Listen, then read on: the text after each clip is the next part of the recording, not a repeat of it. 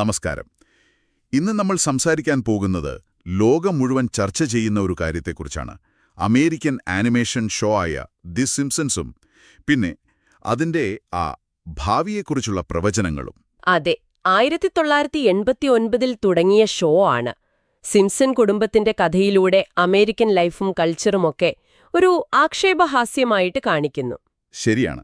അപ്പോൾ ഈ പറയുന്ന പ്രവചനങ്ങൾ, അതായത് ഷോയിൽ പണ്ട് കാണിച്ചത് പിന്നീട് സത്യമായി വന്നു എന്നൊക്കെ പറയുന്നതില്ലേ, അതാണ് വിഷയം. അപ്പോൾ നമുക്ക് കിട്ടിയ വിവരങ്ങളൊക്കെ വെച്ച് ഇതിന്റെ സത്യാവസ്ഥ എന്താണെന്ന് നോക്കിയാലോ? ഇത് വെറും തോന്നലാണോ അതോ? തീർച്ചയായും. കാരണം ഇത് വെറും തമാശയല്ല. പലരും വളരെ സീരിയസ് ആയിട്ടാണ് ഇതിനെ കാണുന്നത്. ഇത് യാദൃച്ഛികമാണോ അതോ വല്ല ഗൂഢാലോചനയും ഉണ്ടോ? നമുക്ക് നോക്കാം. അതെ. ആദ്യം തന്നെ എന്തുകൊണ്ടാണ് ഈ സിംപ്സൺ പ്രവചനങ്ങൾ ഇത്ര വൈറലായത്? അതിന്റെ പ്രധാന കാരണം ഷോയിൽ കാണിച്ച ചില കാര്യങ്ങളും വർഷങ്ങൾക്ക് ശേഷം നടന്ന സംഭവങ്ങളും തമ്മിലുള്ള ഒരു ഞെട്ടിക്കുന്ന സാമ്യമാണ്. ഓഹോ. രാഷ്ട്രീയം, ടെക്നോളജി, ചില അപകടങ്ങൾ വരെ, അങ്ങനെ പലതും. അപ്പൊ ഇത് കാണുമ്പോൾ സാധാരണക്കാർക്ക്, പ്രത്യേകിച്ച് ഈ കോൺസ്പിറസി തിയറികളിലൊക്കെ വിശ്വസിക്കുന്നവർക്ക് തോന്നും ഇതിലെന്തോ ഉണ്ട്, ഇത് വെറുതെ സംഭവിക്കുന്നതല്ലാന്ന്. ശരിയാണ്. പക്ഷേ ഷോയുടെ ആൾക്കാർ, അതായത് എഴുത്തുകാരൊക്കെ ഇത് സമ്മതിച്ച് തരില്ല. അവരത് നിഷേധിക്കുന്നുണ്ട്. നമുക്ക് കുറച്ച് ഉദാഹരണങ്ങൾ നോക്കാം. ഏറ്റവും ഫേമസ് ആയത് ഡൊണാൾഡ് ട്രംപ് പ്രസിഡന്റ് ആയതാണെന്ന് തോന്നുന്നു, അല്ലേ? അതെ, അത് 2000 ബാർ ടു ദി ഫ്യൂച്ചർ എന്ന എപ്പിസോഡിൽ കാണിച്ചു, ട്രംപ് പ്രസിഡന്റായിട്ട്. അത് പിന്നെ 2016 സംഭവിച്ചു. അപ്പോ അതെങ്ങനെ? അത് അവര് ചുമ്മാ ഒരു തമാശയ്ക്ക് കാണിച്ചതാണോ? അവര് പറയുന്നത് അതൊരു മുന്നറിയിപ്പ് പോലെ, ഒരു ആക്ഷേപഹാസ്യമായിട്ട് കാണിച്ചതാണെന്നാണ്, അല്ലാതെ പ്രവചിച്ചതല്ല. അതുപോലെ ഡിസ്നി ഫോക്സിനെ വാങ്ങിയത്, അതും കേട്ടിട്ടുണ്ട്. അത് 1998 ഒരു എപ്പിസോഡിൽ തമാശയായി കാണിച്ചു.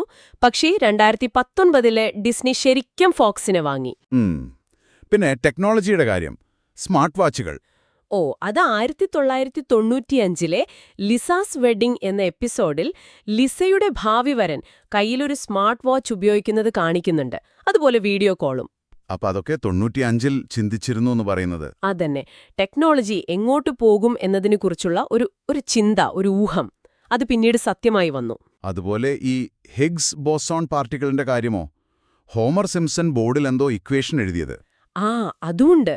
1998 ഒരു എപ്പിസോഡിൽ ഹോമർ എഴുതിയ ഒരു സമവാക്യം പിന്നീട് 2012 കണ്ടുപിടിച്ച ഹിഗ്സ് ബോസോൺ കണികയുടെ മാസുമായിട്ട് അതിനോട് വളരെ അടുത്തുള്ളൊരു വാല്യൂ ആയിരുന്നു. അത്ഭുതം തന്നെ. അതെ. പിന്നെ ലേഡി ഗാഗോയുടെ സൂപ്പർബോൾ പെർഫോമൻസ്, സിഗ്ഫ്രഡ് ആൻഡ് റോയ് ഷോയിലെ ആ കടുവ ആക്രമിച്ചത്, ഇതിനൊക്കെ സമാനമായ കാര്യങ്ങൾ വർഷങ്ങൾക്ക് മുൻപേ സിംപ്സൺസിൽ വന്നിട്ടുണ്ട്. പക്ഷേ ഈ കോവിഡിന്റെ കാര്യം പറഞ്ഞതോ? 1993 ഏഷ്യൻ ഫ്ലൂ എപ്പിസോഡ്. അത് ചിലർ കോവിഡുമായിട്ട് കണക്ട് ചെയ്യാൻ ശ്രമിക്കുന്നുണ്ട്.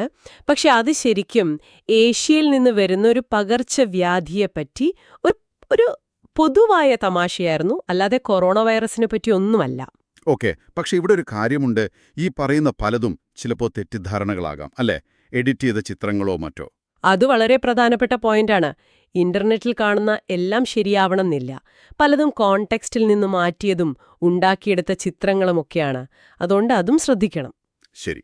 ഇനി ഇതുവരെ നടന്നിട്ടില്ലാത്ത, പക്ഷെ നടക്കുമെന്ന് ഫാൻസ് വിശ്വസിക്കുന്ന ചില കാര്യങ്ങളുണ്ടല്ലോ. എന്തൊക്കെയാണത്? അതൊരുപാടുണ്ട്. AI ലോകം കീഴടക്കുന്നത്, ഏലിയൻസ് വരുന്നത്, വലിയ യുദ്ധം, സാമ്പത്തിക തകർച്ച, പിന്നെ റോബോട്ടുകൾ മനുഷ്യരുടെ ജോലി കളയുന്നത്, ചൊവ്വയിൽ കോളനി സ്ഥാപിക്കുന്നത്, അങ്ങനെ പലതും. ഇതിനെ എങ്ങനെ കാണണം? ഇതെല്ലാം പലപ്പോഴും തമാശ രൂപത്തിലുള്ള മുന്നറിയിപ്പുകളാണ്. സമൂഹത്തിലിപ്പോഴുള്ള പേടികൾ, ട്രെൻഡുകൾ, അതിനെയൊക്കെ പെരുപ്പിച്ചു കാണിക്കുന്നതാണ്, അല്ലാതെ അക്ഷരാർത്ഥത്തിൽ എടുക്കേണ്ട പ്രവചനങ്ങളല്ല. ഇതിന്റെ കൂടെ തന്നെയാണല്ലോ ഈ ഗൂഢാലോചനാ സിദ്ധാന്തങ്ങളും വരുന്നത്. ഇലൂമിനാറ്റി ബന്ധം, ടൈം ട്രാവൽ, അങ്ങനെയൊക്കെ. അതെ. ചിലര് പറയുന്നു എഴുത്തുകാർക്ക് ഈ ഇല്യൂമിനാറ്റി പോലുള്ള രഹസ്യ സംഘടനകളുമായി ബന്ധമുണ്ടെന്ന്, അല്ലെങ്കിൽ അവർ ടൈം ട്രാവൽ ചെയ്ത് ഭാവി കണ്ടിട്ടാണ് എഴുതുന്നതെന്ന്. പിന്നെ പ്രെഡിക്റ്റീവ് പ്രോഗ്രാമിംഗ് എന്നൊരു തിയറി, അതായത് വരാൻ പോകുന്ന കാര്യങ്ങൾക്കായി ജനങ്ങളെ അറിയാതെ മാനസികമായി തയ്യാറാക്കുകയാണ് ഈ ഷോയിലൂടെ ചെയ്യുന്നതെന്ന്. ശരി. എന്തിന്? നമ്മളൊരു സിമുലേഷനിലാണ് ജീവിക്കുന്നത്, അതിന്റെ സ്ക്രിപ്റ്റ് ഈ ഷോ ഉണ്ടാക്കുന്നവർക്ക് അറിയാമെന്ന് വരെ വാദിക്കുന്നവരുണ്ട്. പക്ഷേ ഇതിനൊന്നും ഒരു തെളിവുമില്ല, അത് ഓർക്കണം. അപ്പോൾ ഷോയുടെ ആൾക്കാർ, നിർമ്മാതാക്കള്, അവരെന്താണ് പറയുന്നത്? ഇത്രയും കോയിൻസിഡൻസും, അതായത് യാദൃശ്ചികതകൾക്കും. അവര് പറയുന്നത് വളരെ സിമ്പിളാണ്. ഞങ്ങൾ ലോകത്തെ നന്നായി നിരീക്ഷിക്കുന്നു. രാഷ്ട്രീയം, സമൂഹം, ടെക്നോളജി, ഇതിലൊക്കെയുള്ള ട്രെൻഡുകൾ പഠിക്കുന്നു. എന്നിട്ട് അതിനെ ബേസ് ചെയ്ത് കുറച്ച് എഡ്യൂക്കേറ്റഡ് ഗെസ്സുകൾ നടത്തുന്നു. അതായത് വിവരമുള്ള ഊഹങ്ങൾ. അതിനെ പിന്നെ സിംസൺസിന്റെ സ്റ്റൈലില് ആക്ഷേപഹാസ്യമായിട്ട് അവതരിപ്പിക്കുന്നു. ശരി. പിന്നെ 700-ൽ കൂടുതൽ എപ്പിസോഡുകളുണ്ട്. 30 വർഷമായി ഈ ഷോ ഓടുന്നു.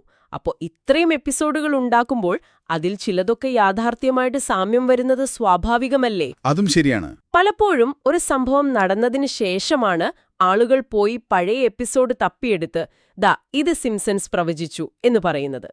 കൺഫർമേഷൻ ബയാസ് എന്ന് പറയും. അപ്പോൾ ശരിക്കും ഇതിലൊരു മാജിക്കില്ല, ലോജിക്കുണ്ട്. ലോകത്തെ നിരീക്ഷിക്കുന്നു, സാധ്യതകളെപ്പറ്റി ചിന്തിക്കുന്നു, അതിനെ തമാശയാക്കുന്നു. ചിലപ്പോൾ അത് സത്യമാകുന്നു. അതെ, കൃത്യമായി പറഞ്ഞാൽ അതാണ് സംഭവം.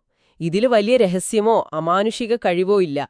നല്ല നിരീക്ഷണം, നല്ല എഴുത്ത്, കുറച്ചു ഭാഗ്യം, പിന്നെ കുറേയധികം എപ്പിസോഡുകൾ, അത്രയുള്ളൂ. പിന്നെ ഈ ഇന്റർനെറ്റിലെ വ്യാജ പ്രചാരണങ്ങളും ഇതിനൊരു മിസ്റ്റിക് ഫീൽ കൊടുക്കുന്നുണ്ടാവും. തീർച്ചയായും. അപ്പൊ ചുരുക്കി പറഞ്ഞാല് സിംസൺസ് ഭാവി പറയുന്നൊരു ഷോ അല്ല, പക്ഷെ നമ്മുടെ കാലത്തെ നന്നായി മനസ്സിലാക്കി അതിനെ നർമ്മത്തിൽ പൊതിഞ്ഞ് വിമർശിക്കുന്നൊരു അടിപൊളി ഷോ ആണ്. അതെ, നമുക്ക് കിട്ടിയ വിവരങ്ങൾ വെച്ച് നോക്കുമ്പോൾ അതാണ് മനസ്സിലാവുന്നത്.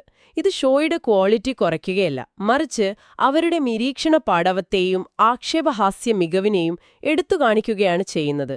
ഓക്കേ, ഇത് വളരെ ക്ലിയറായി. അപ്പൊ കേൾക്കുന്ന നിങ്ങളും ഒന്ന് ആലോചിച്ചു നോക്കൂ. ഒരുപക്ഷെ സിംസൺസിന്റെ അത്ഭുതം അതിന്റെ പ്രവചനങ്ങളിലല്ല, മറിച്ച് ഒരു പോപ്പുലർ സറ്റയർ, ഒരു ആക്ഷേപഹാസ്യ പരിപാടി നമ്മുടെ ചിന്തകളെയും കാഴ്ചപ്പാടുകളെയും എങ്ങനെയാണ് സ്വാധീനിക്കുന്നത് എന്നതിലാണോ? അല്ലെങ്കിൽ വലിയ തെളിവുകളൊന്നുമില്ലെങ്കിൽ പോലും നമ്മളൊക്കെ കാര്യങ്ങൾ തമ്മിൽ ബന്ധങ്ങൾ കണ്ടെത്താനും ഓരോ പാറ്റേണുകൾ ഉണ്ടാക്കിയെടുക്കാനും ശ്രമിക്കുമല്ലോ. ഒരു മനുഷ്യസഹജമായ കാര്യം. അതിനെക്കുറിച്ചാണോ നമ്മൾ കൂടുതൽ ചിന്തിക്കേണ്ടത്? എന്തായാലും സിംസൺസ് നമ്മളെ ചിന്തിപ്പിക്കുന്നുണ്ട്.